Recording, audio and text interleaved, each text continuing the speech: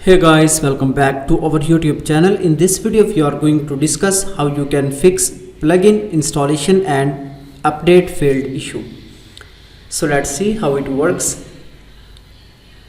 First of all, make sure that you have a disk space in your hosting. Let's log in into your hosting package and check the resources. Go to services section. Here you can see these are the resources, as I have some extra disk space. Now the second option is just to go to dashboard. After that, go to plugins. Here you can find out all the plugins.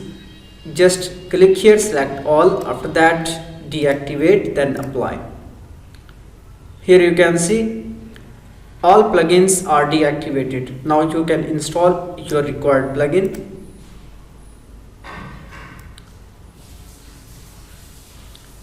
For example, I want to install a plugin. Let me search for WP Fast Test Cache. Here you can see this is the plugin. Just install it, and after that I will activate. Now you can select, and after that activate all the plugins. So this is the way that you can resolve your issue that you are getting plugin installation failed issue.